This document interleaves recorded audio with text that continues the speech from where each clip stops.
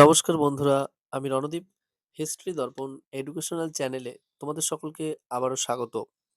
আজ আমাদের আলোচনার মূল টপিক হলো তোমরা যারা ২০২৭ সালে মাধ্যমিক পরীক্ষা দেবে, তোমাদের মাধ্যমিক পরীক্ষায় দ্বিতীয় অধ্যায় থেকে প্রশ্নমান ৪ এর কী ধরনের প্রশ্ন থাকবে সে সংক্রান্ত একটি প্রশ্ন নিয়ে আজকে আলোচনা করব। ইতিমধ্যে আমরা কিন্তু পূর্বেই তোমাদের দ্বিতীয় অধ্যায় থেকে আরও বেশ কিছু গুরুত্বপূর্ণ ৪ নম্বরের প্রশ্নমান যেগুলো রয়েছে সেগুলো আমরা আলোচনা করেছি, এবং প্রথম অধ্যায় থেকেও তোমাদের যে ৪ নম্বরের প্রশ্ন আসতে পারে সম্ভাব্য সে সম্পর্কেই কিন্তু আমরা আলোচনা করে দিয়েছি ইতিমধ্যেই। আর তোমরা যারা নতুন আছো অবশ্যই কিন্তু সেগুলো একটু বিস্তারিত আলোচনাগুলো দেখে নেবে, তাহলে আশা করি তোমরা খুব ভালোভাবে উপকৃত হতে পারবে। আর আজ আমরা আলোচনা করব এদেশের চিকিৎসাবিদ্যার ক্ষেত্রে কলকাতা মেডিকেল কলেজের ভূমিকা কেমন ছিল বা কিরূপ ছিল সে সম্পর্কে আজকে আমরা আলোচনা করব। কারণ এই প্রশ্নটা আমরা ভাবছিলাম যে আগের দিন মার্চ করেই আলোচনা করব, কিন্তু দেখলাম যে প্রশ্নটা এবছর তোমাদের পরীক্ষার জন্য ভেরি ভেরি ইম্পর্টেন্ট, এবং প্রশ্নটা আলাদা পার্ট করে তোমাদের আসতে পারে। এজন্য আমরা প্রশ্নটা নিয়েই শুধু আলাদাভাবে একটু আলোচনা করছি যে কলকাতা মেডিকেল কলেজের ভূমিকা চিকিৎসা বিদ্যার ক্ষেত্রে কিরকম ছিল। তবে শুরু করার আগে একটু বলি যে তোমরা যারা চ্যানেলে নতুন আছো অবশ্যই কিন্তু চ্যানেলটিকে সাবস্ক্রাইব করে নোটিফিকেশন অন করে রেখো, আর বন্ধু বান্ধবদের মাঝেও কিন্তু শেয়ার করতে একদম ভুলো না। আর এমনভাবেই আমি তোমাদের পুরো যে কটা অধ্যায় তোমাদের রয়েছে সম্পূর্ণ সবগুলো অধ্যায় এবং প্রতিটা অধ্যায় থেকে যে গুরুত্বপূর্ণ প্রশ্নগুলো আছে সব আমি আলোচনা করে দেব, এবং তার পাশাপাশি তোমাদের ২ নম্বরের প্রশ্ন কেমন ধরনের আসতে পারে সে সংক্রান্ত প্রশ্নগুলো আমি আলোচনা করব। অর্থাৎ তোমাদের যে ৮ টা অধ্যায় রয়েছে, ৮ টা অধ্যায় থেকেই কিন্তু আমি গুরুত্বপূর্ণ সকল প্রশ্ন আলোচনা করে দেব এবং বিস্তারিতভাবে আলোচনা করব। আর এরপরও যদি তোমাদের কারোর কোনো কিছু জানার থাকে বা ইনকোয়ারি থাকে বা কোয়েরি থাকে যে আমাদের এই জিনিসটা হলে একটু ভালো হতো বা এই জিনিসটা এখানে করলে আরেকটু বেশি সুবিধা হতো, অবশ্যই কোয়েরি থাকলে অবশ্যই তোমরা জানাবে। তাহলে আমরা চেষ্টা করব সেই তোমাদের নিডস গুলো পূরণ করার। তাহলে চলো শুরু করা যাক। আজকে যে প্রশ্নটা আলোচনা করব আমরা কলকাতা মেডিকেল কলেজ এবং চিকিৎসা বিদ্যার ক্ষেত্রে তার ভূমিকা। দেখো, ১৯ শতকে বাংলায় ৩টি প্রতিষ্ঠানে চিকিৎসা শাস্ত্র নিয়ে পড়াশোনা করার ব্যবস্থা ছিল। প্রথমত আমরা একটা লক্ষ্য করেছিলাম যে ১৮২৩ সালে, যেটা হলো নেটিভ মেডিকেল ইনস্টিটিউশন, এখানে বাংলা ভাষায় চিকিৎসা শাস্ত্রের পাঠ দেয়া হতো। পরবর্তীতে আমরা দেখেছি ১৮২৬ সালে সংস্কৃত কলেজ, যেখানে আয়ুর্বেদ শিক্ষা দেয়া হতো, এবং ওই বছরেই কলকাতা মাদ্রাসায় ইউনানি শিক্ষা প্রতিষ্ঠান বলে একটা শিক্ষা প্রতিষ্ঠান প্রতিষ্ঠিত হয়। অর্থাৎ ঊনবিংশ শতকে বা ১৯ শতকে বাংলায় কিন্তু চিকিৎসা বিদ্যা নিয়ে পড়াশোনা করার জন্য শুধুমাত্র এই ৩ টে প্রতিষ্ঠানই ছিল। এবং পরবর্তীতে আমরা দেখি যে ১৮৩৩ সালে জন গ্রান্টের নেতৃত্বে বার্লাড বেন্টিং একটি মেডিকেল কমিশন গঠন করেন। অর্থাৎ যখন বেন্টিং তো আমাদের এখানে গভর্নর জেনারেল হয়ে এসেছিলেন, তোমাদের আমি আগেও বলেছি যে ১৮২৮ থেকে ১৮৩৫ হলো তার সময়কাল।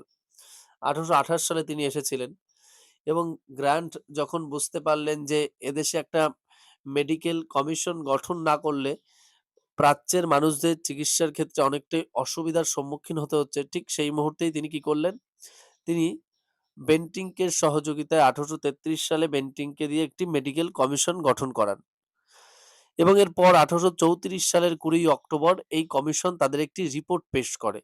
অর্থাৎ ১৮৩৩ সালে যে মেডিকেল কমিশনটা গঠন করা হয় তারা ১৮৩৪ সালের ২০ অক্টোবর কিন্তু একটি রিপোর্ট পেশ করে, এবং এই রিপোর্টের ভিত্তিতেই ১৮৩৫ সালের ২৮শে জানুয়ারি বেন্টিং, এই যে উপরের ৩ টে আমি প্রথম প্রতিষ্ঠানের নাম বললাম, এই সম্পূর্ণ ৩ টে প্রতিষ্ঠানে চিকিৎসা বিদ্যা চর্চা সম্পূর্ণ বন্ধ করে কলকাতা মেডিকেল কলেজ প্রতিষ্ঠার কথা কিন্তু সম্পূর্ণভাবে ঘোষণা করেন।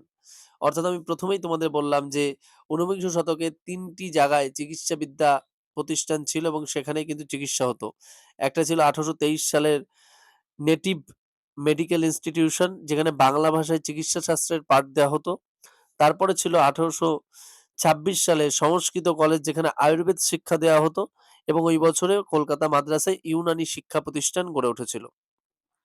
এবং এই যে শিক্ষা প্রতিষ্ঠানগুলো গড়ে উঠেছিল ঠিক সেই সময় কিন্তু গ্রান্টের নেতৃত্বে বেন্টিং ১৮৩৩ সালে একটি কমিশন গঠন করেন, এবং সেই কমিশনের ভিত্তিতে একটি রিপোর্ট পেশ করা হয় ১৮৩৪ সালের ২০ অক্টোবর, এবং তার পরবর্তীতেই এই রিপোর্টের ভিত্তিতেই কিন্তু বলা হয় যে ১৮৩৫ সালের ২৮শে জানুয়ারি এই ৩ টে যে চিকিৎসা প্রতিষ্ঠান ছিল, যেখানে বাংলা ভাষায় চিকিৎসা শাস্ত্র, সংস্কৃত ভাষায় চিকিৎসা শাস্ত্র এবং ইউনানি চিকিৎসা শাস্ত্র। ইউনানি মানে হলো পারস্য দেশের বা গ্রিক দেশের যে চিকিৎসা শাস্ত্র, অর্থাৎ পাশ্চাত্যের যে চিকিৎসা ব্যবস্থাটা সেটা শেখানো হতো মাদ্রাসায়। সেই সম্পূর্ণরূপে ৩ টে যে চিকিৎসা বিদ্যার যে চর্চার কেন্দ্র, সেগুলো সম্পূর্ণভাবে বন্ধ করে দেওয়া হয় এবং বেন্টিঙ্কের সহযোগিতায় ১৮৩৫ সালের ২৮শে জানুয়ারি কলকাতা মেডিকেল কলেজ কিন্তু প্রতিষ্ঠা হয়। এবার এই ১৮৩৫ সালে মেডিকেল কলেজ প্রতিষ্ঠা হলো ২৮শে জানুয়ারি। কিন্তু ফেব্রুয়ারি মাসের মধ্যেই কিন্তু কলেজগুলোতে পড়াশোনা শুরু হয়ে গেল। অর্থাৎ কলকাতা মেডিকেল কলেজ প্রতিষ্ঠা হলো ১৮৩৫ এ ২৮শে জানুয়ারি এবং ফেব্রুয়ারি মাসের মধ্যেই কলেজে পড়াশোনা শুরু হয়ে গেল। এবং এই কলেজে ১ম অবস্থাতেই প্রায় ৪৯ জন ছাত্র কিন্তু ভর্তি হয়েছিলেন। তাহলে বুঝতেই পারছো যে কলেজ প্রতিষ্ঠা হওয়ার ঠিক পরপরই প্রায় ৪৯ জন ছাত্র সেখানে ভর্তি হলেন এবং এখানে একমাত্র দেশীয় অধ্যাপক ছিলেন মধুসূদন গুপ্ত। এই কলেজের ১ম অধ্যক্ষ ছিলেন জোসেফ ব্রামলি, অর্থাৎ ডাক্তার জোসেফ ব্রামলি ছিলেন এই কলেজের ১ম অধ্যক্ষ। আর দেশীয় অধ্যাপক একমাত্র ছিলেন মধুসূদন গুপ্ত। এই মধুসূদন গুপ্তকে একটুখানি আমরা জানি তাহলে। এই মধুসূদন গুপ্ত হলেন ভারতের ১ম বা এশিয়ার ১ম মানব বা মানুষ যিনি নিজের হাতে শব ব্যবচ্ছেদ করেছিলেন। অর্থাৎ বুঝতেই পারছো তিনি হলো ১ম ব্যক্তি যিনি ভারত তথা এশিয়ার একজন মানুষ যে নিজের হাতে শব ব্যবচ্ছেদ করেছেন এবং তিনি ১৮৩৬ সালে কিন্তু কলকাতা মেডিকেল কলেজেও এই শব ব্যবচ্ছেদের কাজটি কিন্তু সম্পূর্ণ করেছিলেন। এছাড়াও তার সম্পর্কে আরেকটু বলি যে তিনি ছিলেন এমন একজন ব্যক্তি তিনি সর্বপ্রথম চিকিৎসাবিদ্যা বিষয়ক লন্ডন ফার্মাকোপিয়া, যেটা ১৮৪৯ সালে প্রকাশিত হয়, সেই গ্রন্থটির বাংলা অনুবাদ করেন। এর পাশাপাশি তিনি অ্যানাটমি, অর্থাৎ শরীরস্থান বিদ্যা ও শবব্যবচ্ছেদ বিদ্যার যে একটা অংশ নিয়ে তৈরি অ্যানাটমি গ্রন্থটা, সেটা ১৮৫৩ সালে প্রকাশিত, সেটারও কিন্তু বাংলা অনুবাদ করেন। এবং এর পাশাপাশি তিনি কিন্তু হুপারের অ্যানাটমিস্ট ভেদে মেকাম বলে একটা যে গ্রন্থ ছিল, সেটারও কিন্তু সংস্কৃত ভাষায় অনুবাদ করেন এই মধুসূদন গুপ্ত। এবার এর পরবর্তীতে আমরা দেখতে পাই যে ১৮৪৮ সালে কলেজের হাসপাতাল ভবনের নির্মাণ শুরু হয় এবং ১৮৫২ সালে কিন্তু সেটা সম্পূর্ণ শেষ হয়। অর্থাৎ প্রথম অবস্থায় কলেজ হলো ৩৫ সালে, ৪৮ এর মধ্যেই কিন্তু হাসপাতাল ভবন শুরু হয়ে গেল এবং ১৮৫২ সালে সেই হাসপাতাল ভবনের নির্মাণ কাজটা কিন্তু সম্পূর্ণ শেষ হয়। এবং এই কলেজের জন্য জমি দান করেছিলেন মতিলাল শীল। অর্থাৎ এই কলেজটা যে প্রতিষ্ঠা করা হবে এর জন্য একটা প্রচুর জমির প্রয়োজন একটা হাসপাতালের জন্য। ঠিক সেই মুহূর্তেই একজন বাঙালি যিনি মতিলাল শীল তিনি কিন্তু এই কলেজের জন্য জমি দান করে দিয়েছিলেন। এই কলেজের মাধ্যমে ইংরেজি ভাষায় চিকিৎসাবিদ্যার আধুনিক বিষয়গুলো পড়ানো হতো। কারণ আমরা দেখো ১ম এই পড়েছিলাম যে ১৮২৩ সালে যখন কিন্তু যে চিকিৎসা বিদ্যালয়ের জন্য নেটিভ মেডিকেল ইনস্টিটিউশন প্রতিষ্ঠা হয় সেখানে কিন্তু বাংলা ভাষায় চিকিৎসা শাস্ত্র হতো। আবার ১৮২৬ সালে যে সংস্কৃত কলেজ সেখানেও কিন্তু আয়ুর্বেদ শিক্ষা হতো এবং কলকাতা মাদ্রাসা যেটা ছিল সেখানেও কিন্তু ইউনানি শিক্ষা হতো। কিন্তু ইংরেজি ভাষায় কিন্তু কোথাও শিক্ষা সেইভাবে চিকিৎসা বিষয়ক পড়ানো হতো না। একমাত্র সেই সময় কিন্তু এই কলকাতা মেডিকেল কলেজেই কিন্তু ইংরেজি ভাষায় চিকিৎসাবিদ্যার আধুনিক বিষয়গুলো পড়ানো হতো এবং চিকিৎসা বিদ্যাচর্চার অঙ্গ হিসেবে সব ব্যবচ্ছেদ অতীব গুরুত্বপূর্ণ হয়ে উঠেছিল। অর্থাৎ এশিয়ার মধ্যে ১ম আধুনিক সব ব্যবচ্ছেদ হয়েছিল এই কলেজে, যেটা করেছিলেন মধুসূদন গুপ্ত। আমি একটু আগেও বললাম তোমাদের ১৮৩৬ সালে কলকাতা মেডিকেল কলেজে। এই ঘটনা চিকিৎসা বিদ্যাচর্চার উন্নতিতে এক নবদিগন্তর দ্বার খুলে দেয়। অর্থাৎ এই যে তার এই নবদিগন্তের দ্বারটা খুলে দেয় হলো তার যে এই যে সব ব্যবচ্ছেদ, তার যেই ধারণা এবং চিকিৎসা বিদ্যার ক্ষেত্রে এই যে এত উন্নত মানের একটা পদক্ষেপ, এটাই কিন্তু একটা নতুন দিক খুলে যায় চিকিৎসা বিদ্যার ক্ষেত্রে। আমরা দেখতে পারি পরবর্তীতে যে চিকিৎসা বিদ্যা চর্চায় যাতে দেশীয় মধ্যবিত্ত যুবকেরা আগ্রহী হয়ে ওঠে সেজন্য নানা রকম বৃত্তির ব্যবস্থা করা হতে থাকে। অর্থাৎ যারা ধরো চিকিৎসা বিদ্যা চর্চা নিয়ে পড়াশোনা করতে চায় এজন্য তাদেরকে পারিতোষিক বা বৃত্তি প্রদান করা হবে যাতে তারা সহজেই আর কি অর্থও পাবে, আবার তার পাশাপাশি তাদের পড়াশোনাটাও জারি রাখতে পারবে। এবং এই কলেজ থেকে পাশ করা ছাত্ররা উচ্চশিক্ষার জন্য যাতে বিদেশে যেতে পারে, সেজন্য অনেকে সচেষ্ট হয়েছিলেন। অর্থাৎ মেডিকেল কলেজে যখন পড়বে কলকাতাতে, যাতে এই পড়ার পাশাপাশি তারা বিদেশে গিয়েও ভালোভাবে চিকিৎসাবিদ্যা নিয়ে পড়াশোনাটা করতে পারে, সেটার জন্যও আরো ভালোভাবে ব্যবস্থা গ্রহণ করা হয়েছিল। দ্বারকানাথ ঠাকুর ৪ জন কৃতী ছাত্রকে আর্থিক সাহায্য দিয়ে তাদেরকে ইংল্যান্ডে পাঠিয়েছিলেন।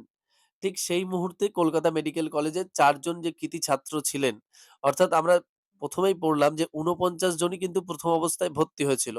১৮৩৫ সালের ফেব্রুয়ারি মাসে, যখন কলকাতা মেডিকেল কলেজ স্থাপিত হয় তার পরবর্তীতেই।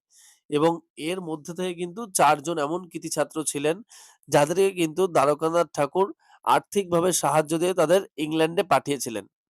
আমরা ৪ জন এই ছাত্রদেরও চিনি, যাদের নাম আমি তোমাদের উল্লেখ করে দিচ্ছি যে এরা হলেন উমাচরণ শেঠ, রাজকৃষ্ণ দে, দ্বারকানাথ গুপ্ত এবং নবীনচন্দ্র মিত্র। এই ৪ জন ছিলেন কৃতী, মানে এত ভালো মানের ছাত্র এরা, যে তারা কিন্তু মধুসূদন গুপ্ত যখন তার সব ব্যবচ্ছেদ পরীক্ষাটার ১ম পদক্ষেপ নিলেন, তখন কিন্তু এই কৃতী ছাত্ররাও কিন্তু তার পাশে এগিয়ে এসেছিলেন। অর্থাৎ তাকেও সাহায্যের হাত তারা কিন্তু বাড়িয়ে দিয়েছিলেন। এবং এই ৪ জন এই কৃতী ছাত্রের এতটা প্রচেষ্টা এবং তাদের চিকিৎসার প্রতি এতটা আগ্রাসী মনোভাব, তার জন্যই কিন্তু তাদেরকে ইংল্যান্ডে পড়াতে পাঠানোর জন্য কিন্তু দ্বারকানাথ ঠাকুর নিজে থেকে আর্থিক বৃত্তি প্রদান করেছিলেন এই ৪ জন ছাত্রকে। এবং ইতিমধ্যে দেশের অন্যান্য স্থানেও মেডিকেল কলেজ প্রতিষ্ঠিত হতে থাকে। অর্থাৎ কলকাতাতে ১৮৩৫ এ যখনই মেডিকেল কলেজ হলো এবং ২-১ বছরের মধ্যেই যখন সব জায়গায় এই মেডিকেল কলেজের সুনাম ছড়িয়ে পড়তে থাকে, তখন দেশের আরো বিভিন্ন স্থানে মেডিকেল কলেজ গঠনের কিন্তু উদ্যোগ শুরু হতে থাকে। এবং মহিলাদের মধ্যে ১ম কলকাতা মেডিকেল কলেজে পড়ার অনুমতি পেয়েছিলেন কিন্তু কাদম্বিনী গাঙ্গুলি বা কাদম্বিনী গঙ্গোপাধ্যায় ১৮৮৩ সালে। অর্থাৎ এই কলকাতা যে মেডিকেল কলেজটা প্রতিষ্ঠিত হয়েছিল ১৮৮৩ সালের আগে পর্যন্ত কিন্তু কোনো মহিলা কিন্তু এই কলকাতা মেডিকেল কলেজে পড়াশোনা করেননি বা পড়াশোনা করার সাহস পাননি বা পড়াশোনা করার সুযোগও পাননি। ১৮৮৩ সালেই কিন্তু ১ম এই কলেজে, অর্থাৎ কলকাতা মেডিকেল কলেজে পড়ার অনুমতি পেয়েছিলেন কাদম্বিনী গঙ্গোপাধ্যায় বা কাদম্বিনী গাঙ্গুলি। তাহলে বুঝতেই পারছো। এর পাশাপাশি আরেকটু তোমাদের বলে রাখি, এই কাদম্বিনী গাঙ্গুলি এবং চন্দ্রমুখী বসু এরা দুজনই কিন্তু ছিলেন ১ম মহিলা গ্র্যাজুয়েট কলকাতা বিশ্ববিদ্যালয়, অর্থাৎ ক্যালকাটা ইউনিভার্সিটির। তাহলে বুঝতেই পারছো কাদম্বিনী গঙ্গোপাধ্যায় মেডিকেল কলেজেরও ১ম ছাত্রী ছিলেন। এর পাশাপাশি তিনি কিন্তু কলকাতা ইউনিভার্সিটিরও কিন্তু একজন ছাত্রী ছিলেন এবং তিনি সেই সময় কিন্তু গ্র্যাজুয়েট বা স্নাতক হয়েছিলেন ১৮৮৩ সালে।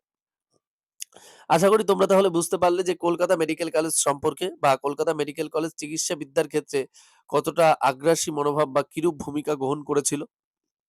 আশা করি এটা তোমরা খুব ভালোভাবে মনোযোগ সহকারে যদি ভিডিওটা দেখো বা শোনো, তাহলে কলকাতা মেডিকেল কলেজ এবং চিকিৎসা বিদ্যায় তার যে ভূমিকা সম্পূর্ণটাই তোমাদের কিন্তু কনসেপ্টটা ক্লিয়ার হয়ে যাবে। আর এরকম ধরনের আরো বিভিন্ন ভিডিও পাওয়ার জন্য অবশ্যই কিন্তু চ্যানেলটিকে সাবস্ক্রাইব করে রেখো। তোমাদের সুবিধার্থে এবং নোটিফিকেশন অন করতে একদম ভুলো না। আর বন্ধু-বান্ধবদের মাঝে অবশ্যই শেয়ার করে দিও। দেখা হচ্ছে তোমাদের সাথে পরবর্তী ভিডিওতে।